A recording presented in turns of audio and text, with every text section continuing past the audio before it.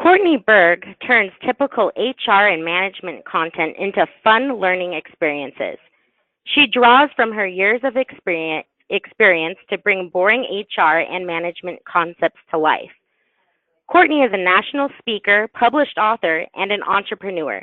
She is a certified HR professional with over 3 decades of experience building practical HR solutions for small businesses. Courtney, if you're ready, I'll hand it on over to you. Thanks so much, Alex. Thank you and the entire TAB team for inviting me to speak with you today. Today we're going to be talking about leadership. Now, there are lots of leadership presentations out there and even more books and online resources for you to explore.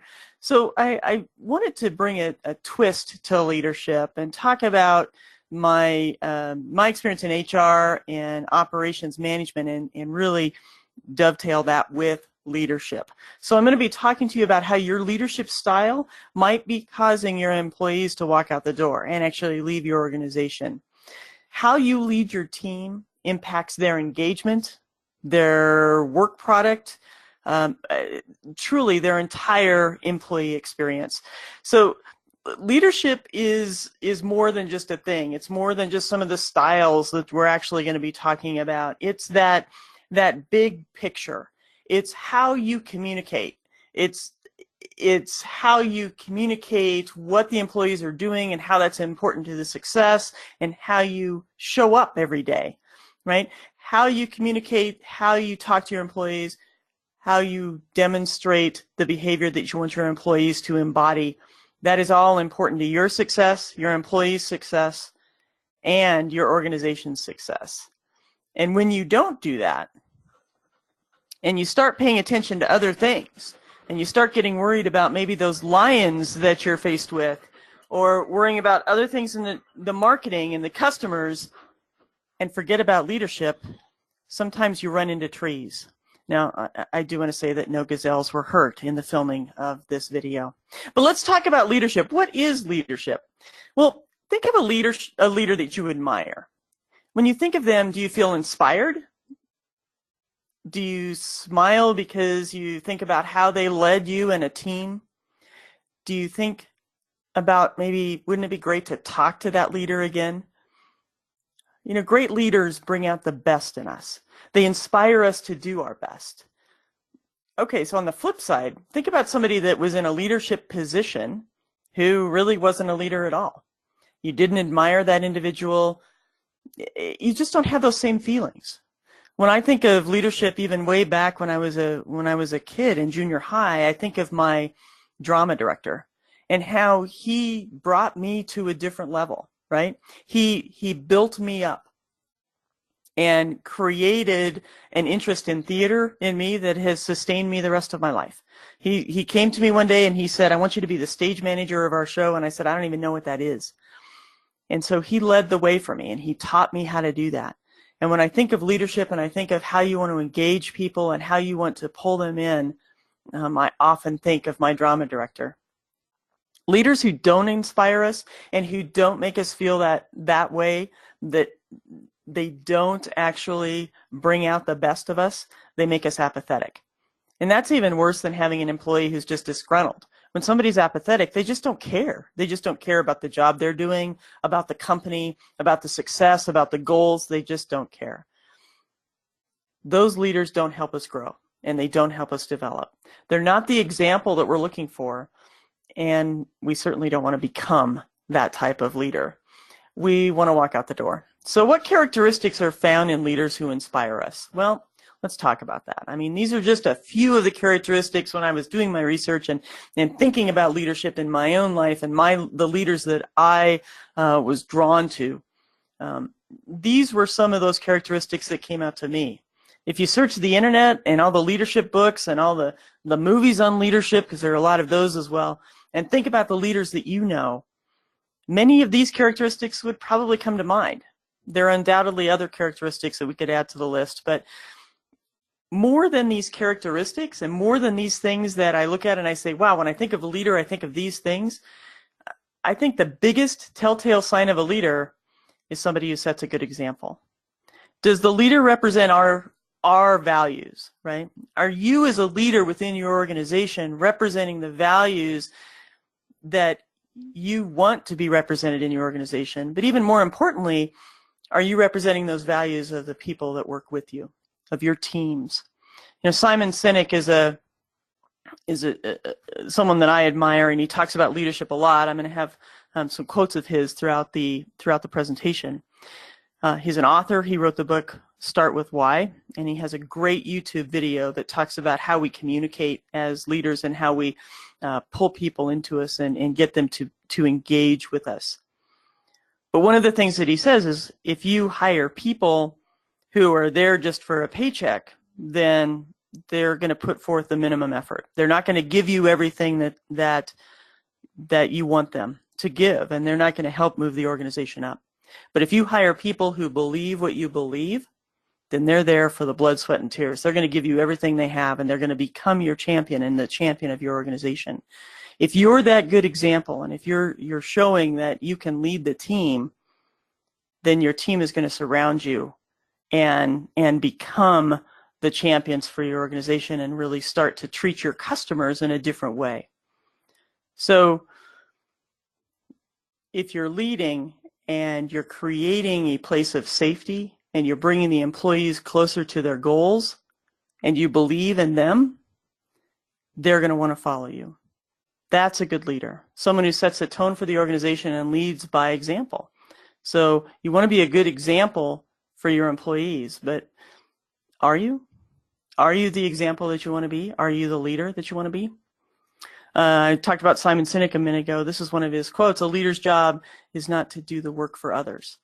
It's to help others figure out how to do it themselves and to get things done and then to succeed beyond what they thought were possible. That's what my drama director did. He helped me figure out how to get that work done myself, how to work with the cast, and then succeed beyond what I thought was possible. And I truly think that his leadership got me to the position where I am today. So let's talk about the types of leaders that we can be. There are many types of leaders. Now today I'm going to run through these 5. They're probably some of the most common leadership types. I'm going to talk about what their leadership style means and then go through the pros and cons of those styles. We will end up actually talking about the right leadership style for your types of employees. And based on the type of employee that you have right in front of you, the one you're working with right now, right today, in any situation. And as we go through these leadership styles, it's important to realize that not all of the employees respond to the same type of leadership. So you may have one style for one employee and another for a different employee. It's not really discriminating against them.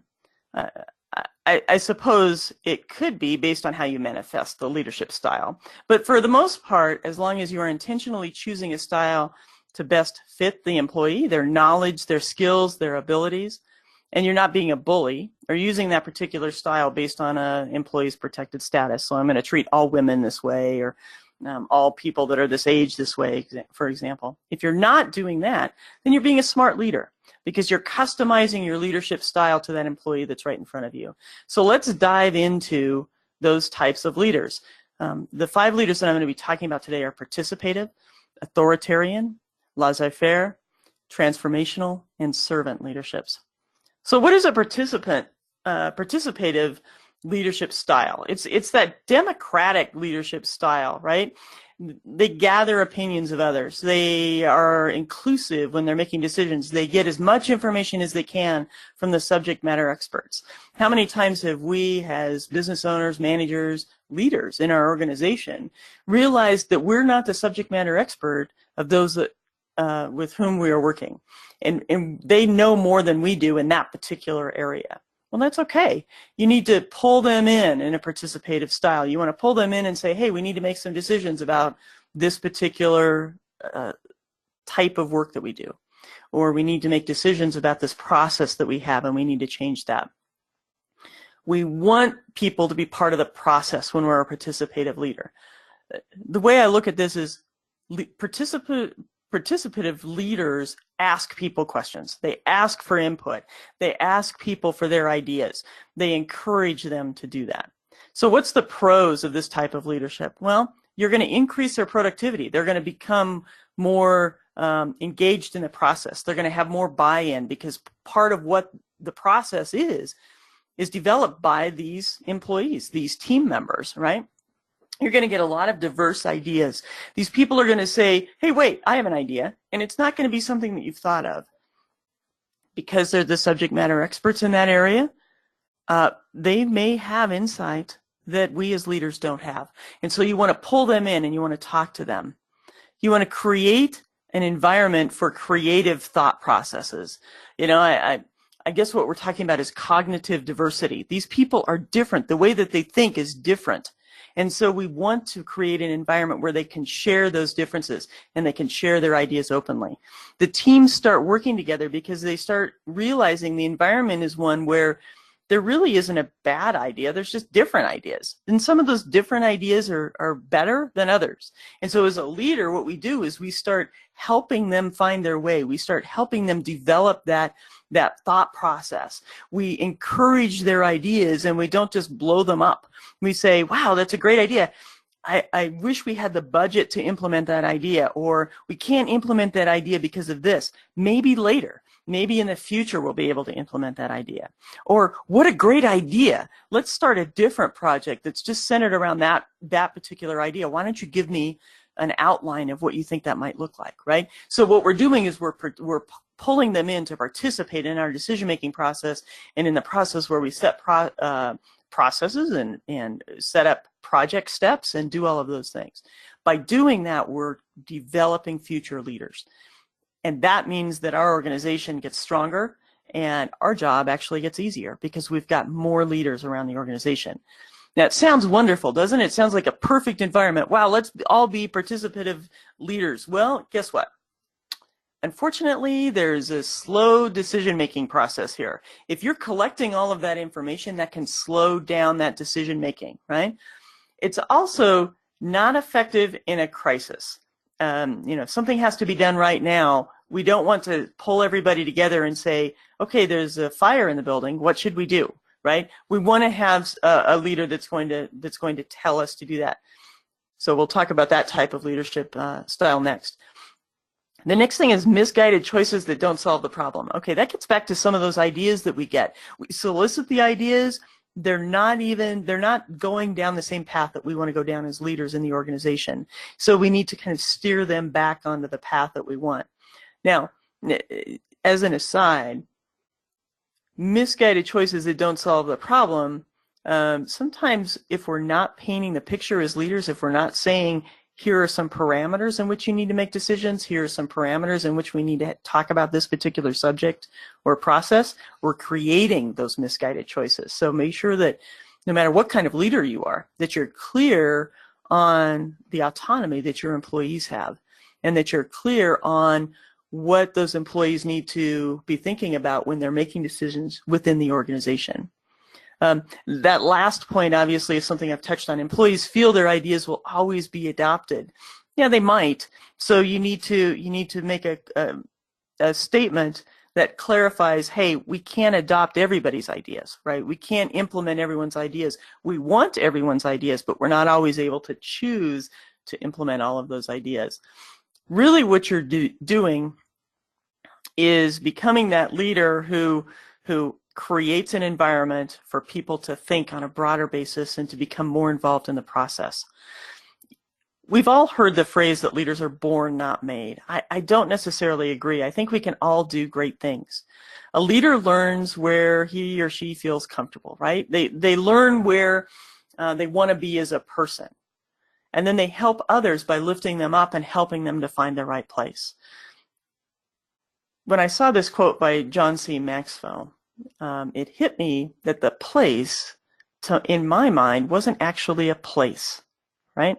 I thought of it as helping us find ourselves and then helping other people find themselves, and that's actually the place. Finding that place where they're happy and they're comfortable and they're successful, letting people find their strengths and then encouraging them to use those strengths for good.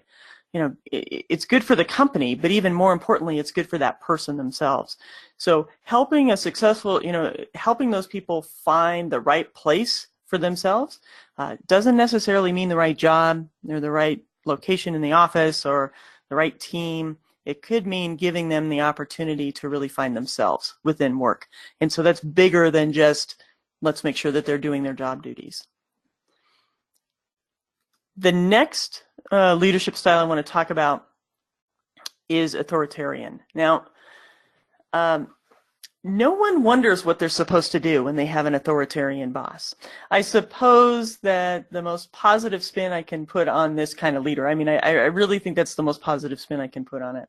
Leadership is like I said, it ebbs and flows, and we have to choose certain times when we use different leadership styles. And the authoritarian leadership style certainly does come into play. In my past, I worked on an ambulance. I actually worked for an ambulance company for over 8 years. And part of my time there was actually as an EMT on the ambulance.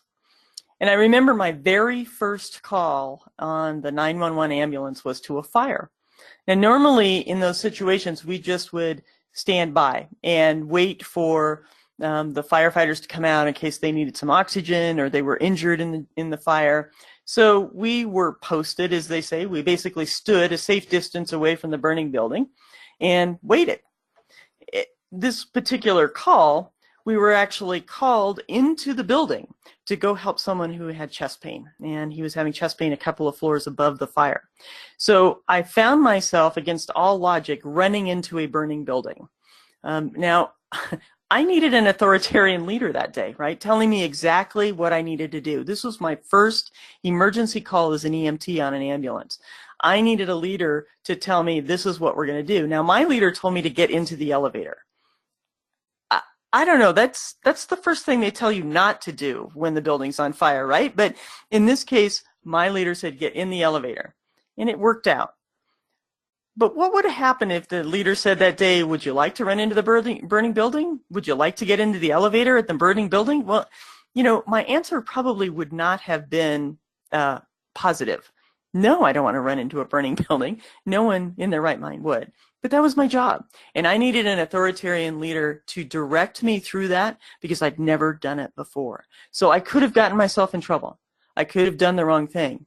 But my leader on the team was, okay, Courtney, this is what we're going to do. Boom, boom, boom. I knew exactly what to do. The authoritarian tells people, right? The participative leadership style asks people, and the authoritarian leadership style tells people. So what are some of the pros? Well, it helps boost productivity because, as I pointed out on my story, there are advantages to it. If I wasn't told that day what to do, my productivity would have been down. Somebody could have been hurt worse. The person that we helped with the chest pain would not have gotten the treatment that they needed in the time frame that they needed it. So there are definitely advantages to having an authoritarian leader, especially in those situations when maybe an employee doesn't quite know what to do and they could put themselves in harm's way. They could be in a warehouse and they could not understand how the forklift drives around and they could get hurt that way. Or they could be in the medical field and be new to the medical field and be working on a patient and need to administer a certain drug, and they need to be guided or told, frankly, which drug they need to administer. Those types of things, it helps productivity go up because people know exactly what to do and exactly when to do it. The mistakes are lower because, again, you've got an authoritarian leader telling you exactly what to do and when to do it. Very clear decision making because one person is making the decisions and then telling the others what to do. So the leaders in an authoritarian position tend to have very clear vision about what they want, where they're going, and how they're going to get there. So there are definitely some pros there to make the organization run smoother. The cons, nobody wants to work for these people. I mean, nobody wants to be told what to do, right? Nobody wants to have somebody always tell them what they need to do, how they need to do it, when they need to do it. Authoritarian leaders can make people feel like they have zero control at work. And the problem is that we as individuals, we as humans want to have some control, right? So when people feel that they have no control, they have a tendency to leave the organization to find a work environment where they do have some control. So you're not encouraging engagement. There's a lot of micromanagement involved. and employees leave, because if you're always an authoritarian, very few humans want to work in that particular work environment. So although we have to define reality as a leader, what we want to do is we want to give some leeway, at least periodically, if not most of the time. We want to give some leeway for our employees to find their own reality as well. We may define what the reality is within the organization, but then we need to give them the opportunity to start building that reality in their own mind.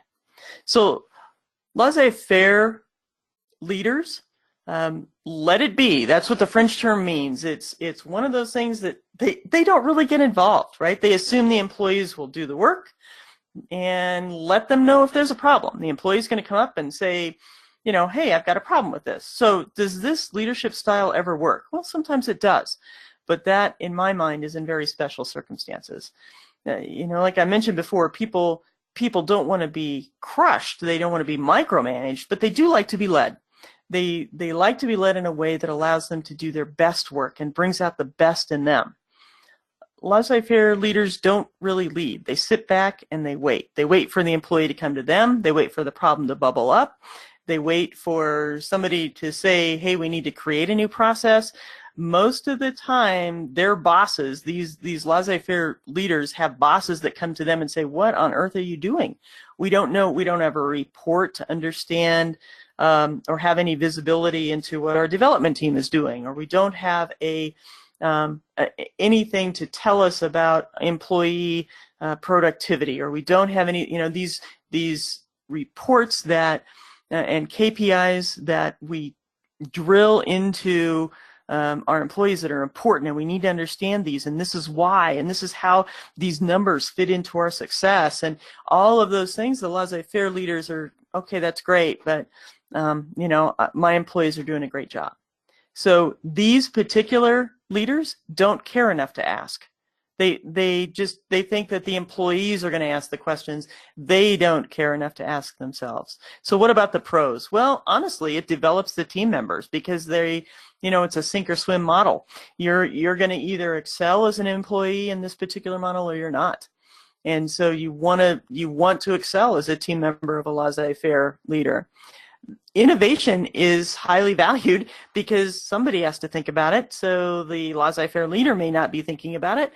So the employees get to innovate and determine how they're going to be doing their work. And then oftentimes we find leaders in these teams that surface themselves. They become a leader of the team in absence of the manager, supervisor, department head, whomever has that laissez-faire leadership style. The team members themselves actually become leaders. So they get to use their own experience. It creates that open work environment where they're talking to each other more, because they don't have a leader. So it's kind of every man for himself. So they have more development and more innovation. Now, obviously, the cons are easy to see, you know, in some respects. Okay, wow, without a leader, where's the team going? There still has to be some kind of supervision of the team.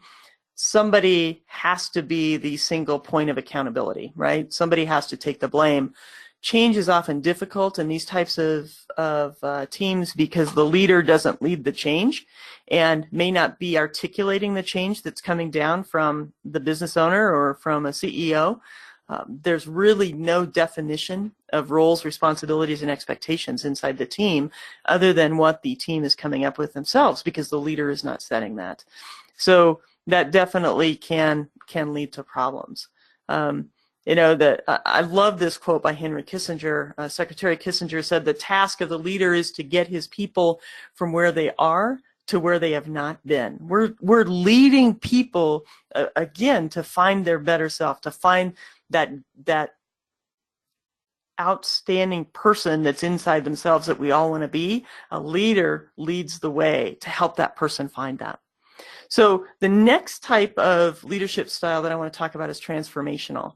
Now, transformational leaders are able to identify challenges ahead, the resources that are available or that need to be available. They build a long-term vision for the team. They're constantly engaging and involving employees to perform to the best of their ability.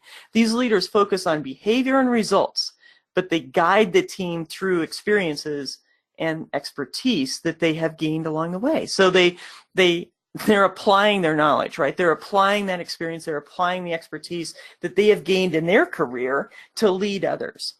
They want to empower the team members. These types of leaders want to empower team members to grow and advance both personally and professionally. They want to help in the development of those areas.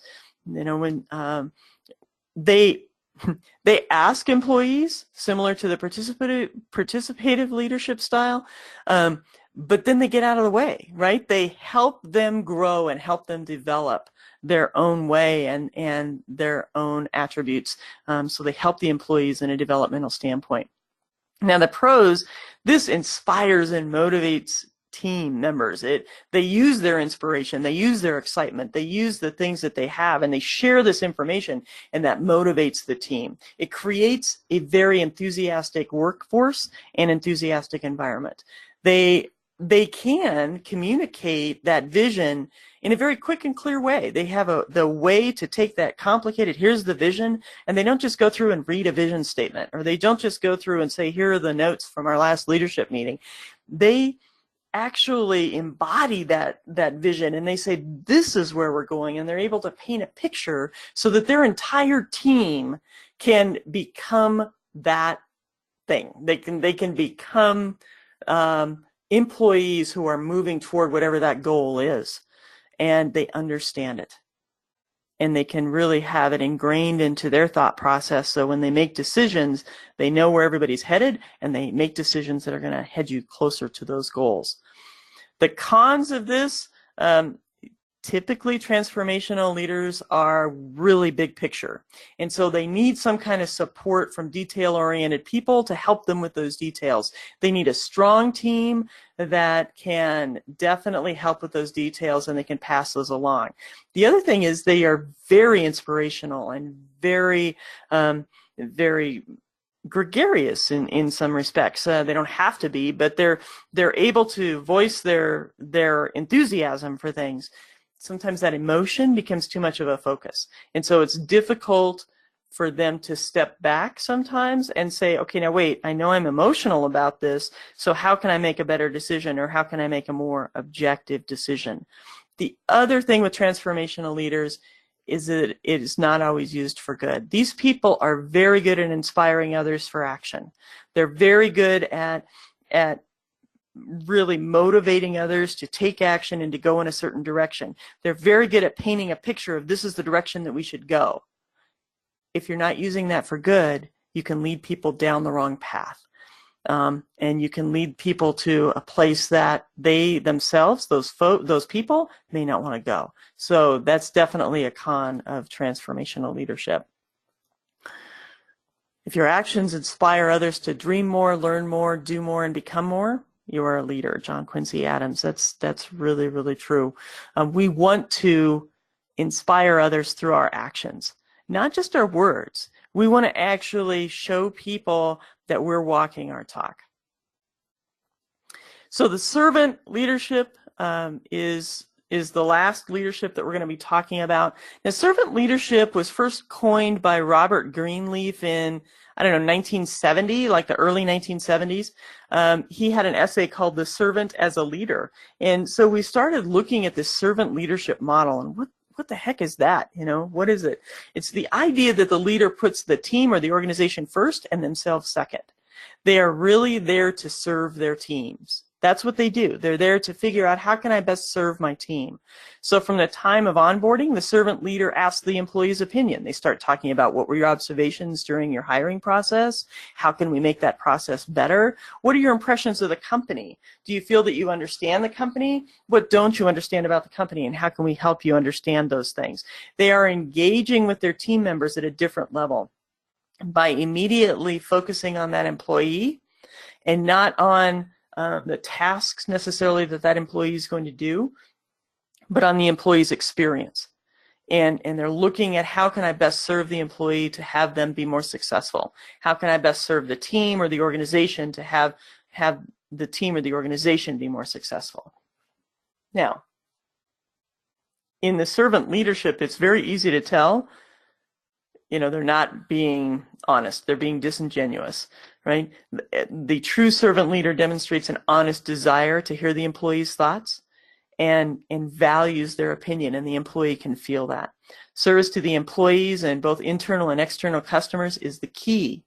So not only do they ask the employee questions, but the specific question that they're asking the employee or the client or their boss or the organization itself is, how can they better serve that employee? How can they better serve that individual or that team to help them be better themselves? So the pros of this are, decisions are made in the best interest of the organization. How do we serve the organization? How can we better serve the organization as a team? The servant leader wants to not only serve the organization, him or herself, but also get the team that he or she is in charge of to serve the organization. So decisions are made pretty easily. Is it better? Is it best for the team? Is it best for the organization? Then yes, let's move forward with it. If it's not, then no, we're not going to move forward with it, right? They serve the employees, and knowing that that they're serving the employees have a better experience, right? So the employees are happier at work. As a result, then the employees serve the customer, and the customer then has a better experience. So Simon Sinek said that if you serve the employees will serve the customers, and the customers will in turn serve the stakeholders. The customers are going to come back, and you're going to have repeat business, and your revenue is going to go up, and your shareholders and other stakeholders are going to be happy about that. So serving the employees, the customer is always first, is not the motto. We should be saying that the employees are first, especially in this servant leadership model. It certainly does set a tone for the organization, and the organization then starts realizing, wow, okay, I may be an accountant sitting on this team and in these cubicles, but how can I better serve my coworkers? And how can I better serve my team? And how can I better serve the organization? We see this type of thought process start to grow within an organization when we talk about it more and more, and when the leaders are actually asking, how can I better serve you today? What can I do to serve you today? How can I help you? Now, cons, again, this is one of those things that decisions do take longer, because the leaders are concentrating on how they can serve the employees, and sometimes that the employee doesn't even understand how to answer that question. So there's some training, there's some general understanding that needs to happen between the leaders and the employees. The leader may feel that they need to do whatever they can, whatever the staff asks them to do, and that's not true, obviously, but leaders in this leadership style sometimes serve overboard, right? Okay, everything has to be a service, and so they feel like, oh, the employee needs this, I need to get that for them. Leaders are perceived as weak, and perceived that they don't have formal authority to take action, but those things aren't necessarily true. It's just that that's not the style that they're using, so they don't need to do that. They're not necessarily weak, and they may have the authority to take action. It's just that they're not perceived that way by others looking into the organization, or even team members that are looking at their leader who use this style. So leadership should be born out of the understanding of the needs of those who would be affected by it. Yeah, absolutely. I mean, we should determine the leadership style we're using based on the needs of the people that we're leading and the needs of the people that are coming to us for our leadership. So what style should we use? Well, when we look at the participative leadership style, when you think about your teams and you notice that your teams are working well together, you see that your team members have a lot of experience, they have a lot of knowledge, there's a steady working environment, so people are there, they're committed, they're ready to go, and you can start pulling from that, right? You've got a team that has all this experience, they're subject matter experts, they understand the KPIs and they drive toward them all the time, then you can definitely pull that team together and use a participative style. When you don't want to use this style regularly is when there's a lack of competency or there's a crisis. So again, when we look at this type of style, we're gathering all that information, right? We're pulling these people in, and we're saying, okay, what do you think? What is your opinion of this particular issue? How we should move forward? From your perspective, what are the steps that we need to make sure that we're not missing? Or if we go down this road, how is that going to impact your work on a day-to-day basis, right? So we want to pull that together, and we want to have those questions. If the people don't have the general knowledge that they need to be able to answer those kinds of questions, this isn't the style to use. Again, in a crisis, this isn't the style to use.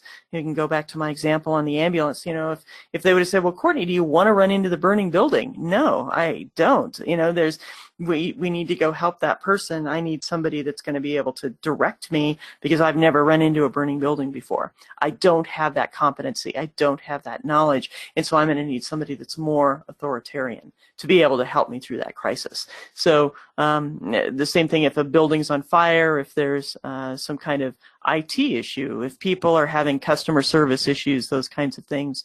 You know, you want to be able to make sure that they have the knowledge to be able to take care of your customer problems and continue to create a great customer experience, or to take care of that crisis in front of you. So participative would not be the style you want to use in that case. You'd want to move maybe to more of an authoritarian style when there is a crisis. These are the things that you need to do. Think about the fire drills that they do in schools. It's so funny. We don't do a lot of fire drills in businesses. We may do a couple every couple, one every couple of years or whatever, to help us get that muscle memory of what's happening in the crisis. We may need to do that more often. But absent that, we need an authoritarian standing there saying, go use that exit right here, use that exit. Because when something happens in the workplace and there's a crisis in the workplace, somebody needs to take charge. And someone needs to not say, hey, what do you think we should do, but actually say, this is what we need to do. And somebody needs to take that leadership role as an authoritarian. When deviations are from the planned path are risky, so in that case, wow, we're going to step off the path. We have been developing widgets, and now all of a sudden we're going to start developing maybe a new product, or we're going to step out of developing products and we're now going to move into selling software. Okay, wow, that's really, we've never done that before. That's a very risky path. How do we do that? What do we need to do? So those new paths as businesses go out into new areas. The other thing is when you have an employee who is maybe promoted into a management role, you want to give them the opportunity to share their ideas and talk about what they're thinking, but ultimately you may need to be more authoritarian with them. You may need to actually start talking to them and saying, okay, those are great ideas, and in some circumstances that would be great, but in this particular situation where that employee walked in and hit another employee, we're not actually going to do a verbal warning with them. We've got other issues that we need to handle, so this is how I want you to handle that situation. And you may have to be more authoritarian. So you can still gather information and still develop your people with this style, but ultimately you're going to have to make a decision that tells the employee how to do something. Okay? Don't use this style when employees need constant development, because they won't ever learn on their own. So you want to use maybe a mix of styles in that particular situation, as I just discussed. The other thing is when employees are highly skilled and they have a high amount of knowledge, you're not going to want to be authoritarian unless you're in an area that they don't understand, or you have a process that they refuse to follow, something like that. Then you may need to be more authoritarian. But if they're highly skilled, they're doing a great job, they're meeting all their expectations or exceeding all their expectations, being an authoritarian is going to squash that, and they're going to want to leave, and you're going to lose a valuable asset to your company. The laissez-faire leadership style, you've got an independent team. There's a high degree of motivation. They're self-motivated. They're running themselves. They're doing a great job. There may be times when you can be more laid back in managing that team because they're doing a great job. But don't, the style that scares me the most, frankly, is this style. This particular style, we can get soft, we can get lazy, we can miss things. And all of a sudden, the time that we figure out what's going on is when the customers start leaving us because we're not paying attention to them. Or when the employees start leaving us because they don't feel that they're being developed. They feel that they're just sitting in a, at a desk and just doing a job, and they don't understand the purpose of their job. They don't understand the motivation for being there. They don't understand how they're contributing to the impact that the company's making, or that the customers are making in the service you're providing, and how that service that you're providing is helping those customers have a greater impact. So laissez-faire is a very scary leadership style to me personally because of that laid-back nature. You certainly don't want to use it when people need direction, when they don't have experience in that area, or they can't manage themselves. You're going to have to be more involved and more engaged. It doesn't mean you need to go to the authoritarian, all the way there, which I guess I see as kind of that 180 from laissez-faire.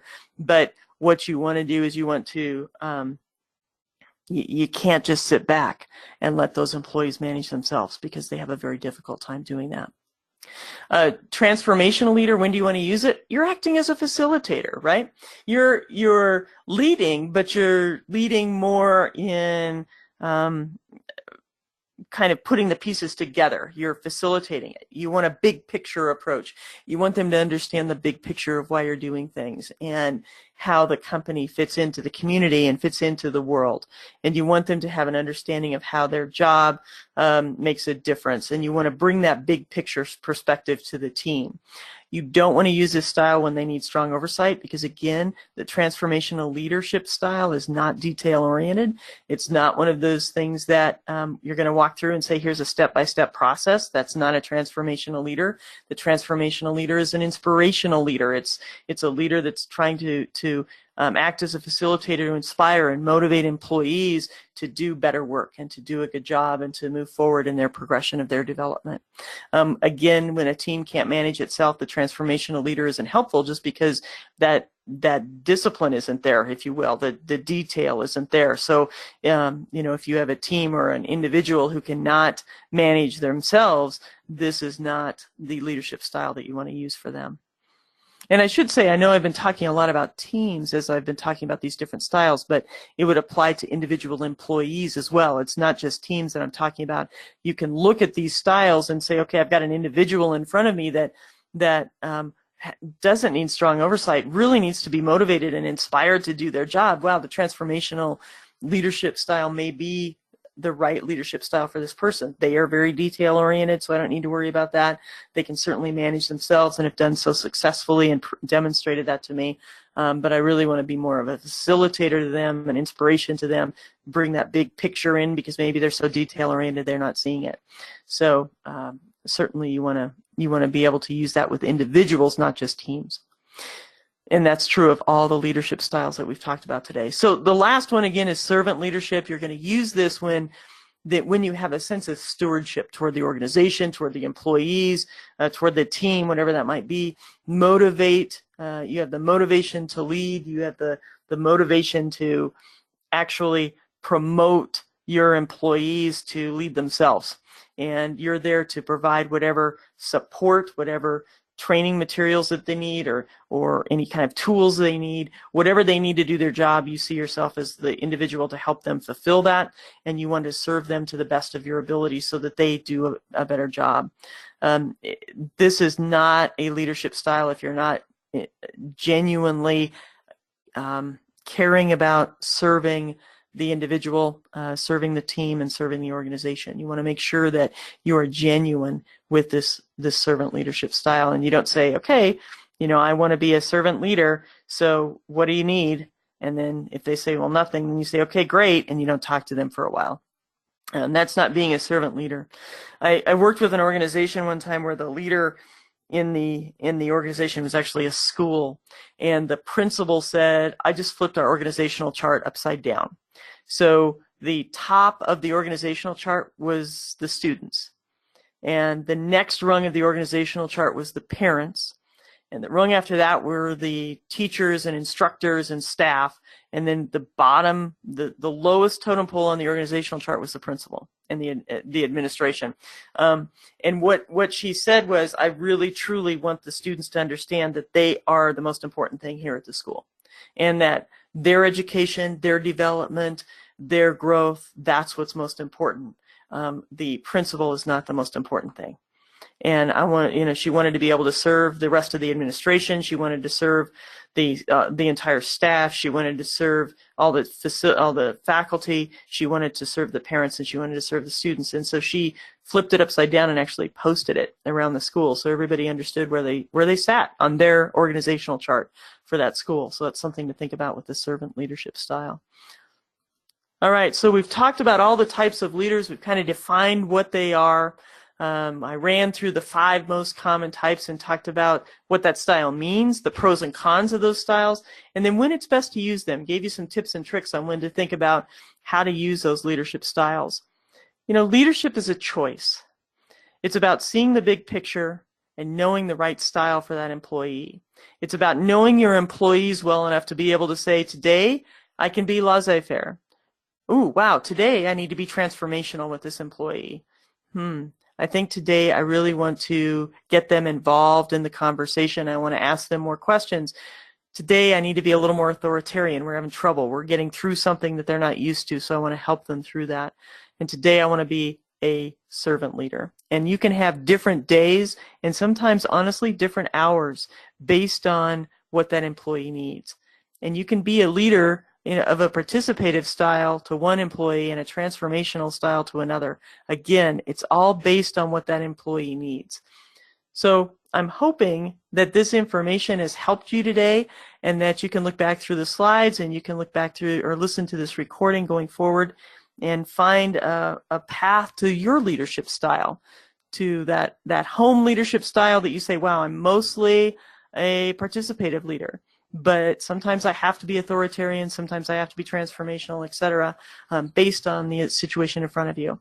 So again, thank you so much for letting me be here today. And Alex, I'm going to turn it back over to you to help me facilitate some questions. Sounds good. That was wonderful, Courtney. I think it was very informative, and I think our listeners probably really enjoyed that. It's very interesting. So it looks like we have a couple of questions that came in. The first question asks, it appears to me that culture drives style. Isn't there confusion if we're switching between styles all the time? I think culture does drive style, and I would never recommend that you change styles all the time, but I do think that there are times that you can live within your culture and have different leadership styles based on kind of situational leadership, if you will, based on the situation that might come in. And again, I think I've talked through some of those examples, but there may be times when you have to be more authoritarian because you've got a crisis, and regardless of what culture you're in, if there's a crisis, you've got to take care of that in a certain way, whereas other times you may be more participative, and maybe that's the more, what do I want to call it, maybe a default style that you have within your organization, that most of your leaders are participative, but it doesn't mean that you're not going to utilize other leadership styles. I don't think that that should impact the overall culture of your organization, but it is dependent upon how you bring that leadership style to life, or how that leadership style manifests itself within the organization. Very good. Another viewer asks, what should I do if I have been using the wrong leadership style for my team?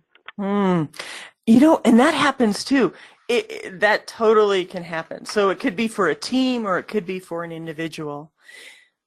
One of the things that I would do is, in my world, I would be very transparent about that. You know what? I think that I've been really authoritarian lately, or I've been really laissez-faire lately. And I want to reset that. I want to reset how we interact with each other. I want to reset how we are communicating with each other, and talk to your employees about what that looks like. Bring your vision of how you want to change your leadership style to the table, and talk to them about that. Talk to them about the different types of leaders. Tell them that you're not going to be one type of leader for everybody, because one size doesn't necessarily fit all people or all situations. But that you're realizing through this seminar, through the studying that you're doing on leadership styles, that you need to be more participative rather than authoritarian, for example. And so explain to them the differences, talk to them about how you want that to be seen by them and experienced by them. Get their input. If you want to be more of a participative leader, then you want to ask them for input, right? Hey, I'm going to change. This is really what I want to be doing. I'm going to be asking you more questions. I want you to understand why I'm asking for your participation more and more. I want you to understand why I value your opinion, and I realize that I haven't let you give your opinion more than I haven't been doing that in the past, and so I want to be doing that in the future. So that communication with your team saying, or your employee saying, I don't think I've gotten it right and I want to change, that's okay, because we are human. And having that conversation with our employees, I think, opens us up to a whole set of possibilities where that communication connection is going to be changed in a way that is more positive for the employees, for the employee, for the team, and for the organization. Very good. Another viewer asks, should you hire people that fit your style, or should you let the people you hire determine your style? What an outstanding question. Okay, should you hire the people that fit your style, or should you let your people determine your style? Oh, I love that question.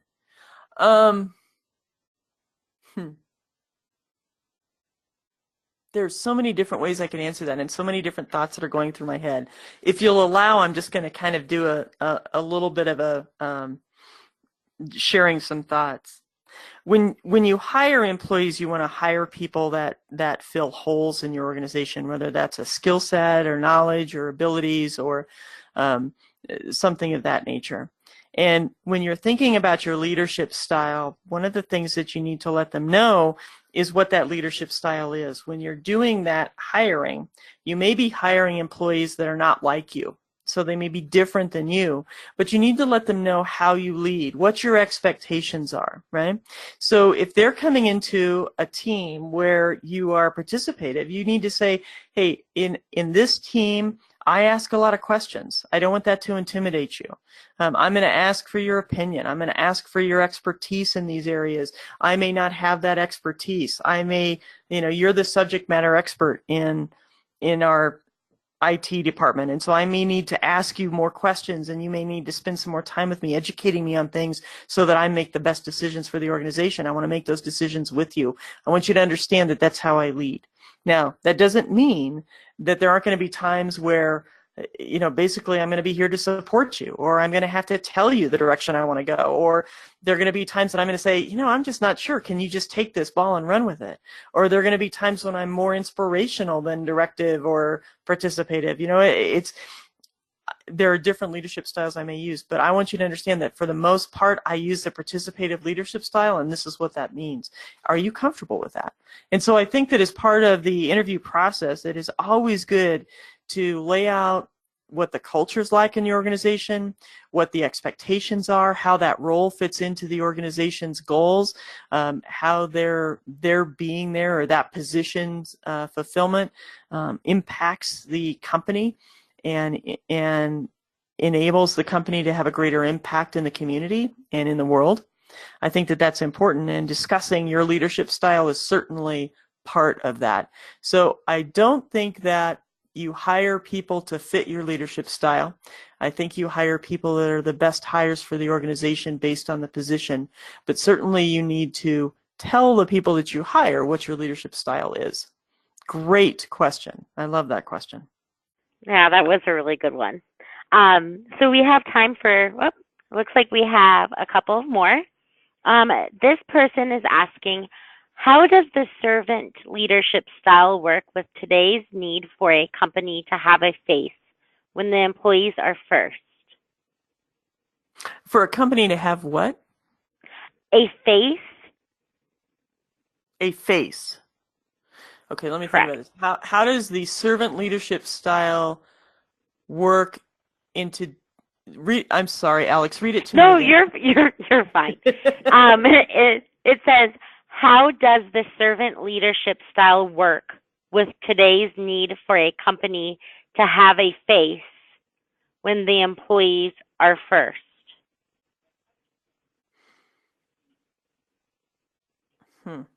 Okay, I'm not entirely sure. I'm going to assume that what they're saying is the company needs to have a, let's see, a face when the employees are first. Um, hmm. I, I'm I'm not sure if this is what they mean, but in today's society, the company has to have its own its own identity, and we also have a lot of workers who need to have an understanding of the purpose that they are there. Your servant leadership style is going to help the company be more productive and maybe have more of a be able to help that company have more of a purpose within the community or within the world, and then have the employee understand their purpose.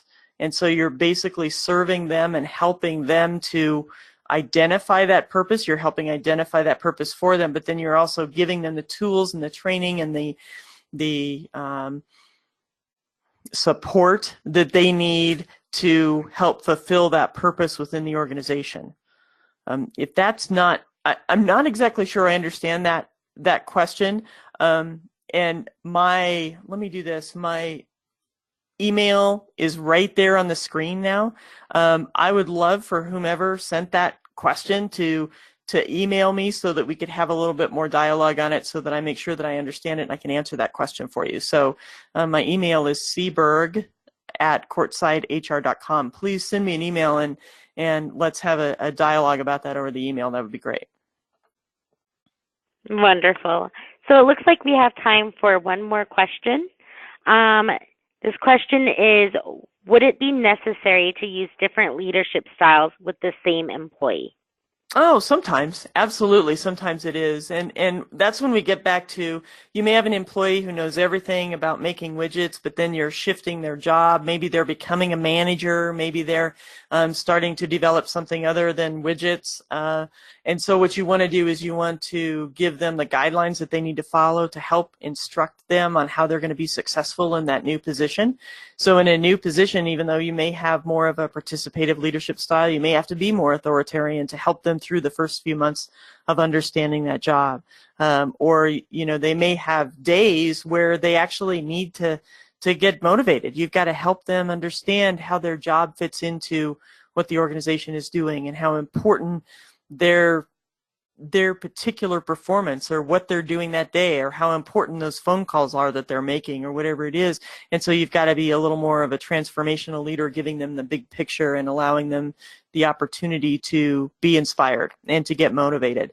You may be in a servant mode where you're going to be helping them and supporting them and finding out how you could serve them that day. So you could actually, you can use all the different leadership styles with an employee based on that employee's needs. And I think that, one of the things that we have to remember is that how we lead employees out the door, how employees, work for us and then they say, I don't want to work for you anymore, is because we may have settled into one particular leadership style that doesn't resonate with that employee, or we may always use a particular leadership style no matter what the situation is. And in that particular case, again, if you're always participative, well, everybody thinks, wow, that sounds great. You're working together and, everybody's got the experience and there's a steady working environment and everything's great. But then when you get into a crisis situation or a situation where someone has more of a lack of competency in a particular area, you need to move to probably more of an authoritarian or a stronger leadership style where you're giving more direction. And so you can't always use the same leadership style every day in and out for every situation. It's not the most effective way you can manage your manage your teams or lead your teams. So definitely you can use more than one leadership style with each employee. Wonderful. Well, Courtney, thank you so much for joining us today. You did an awesome job.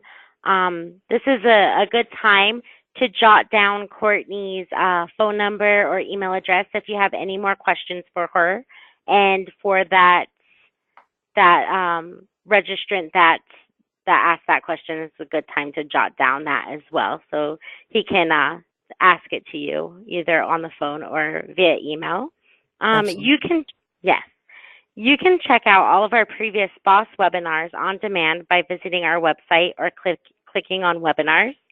Make sure to join us on October 10th for social media for business owners.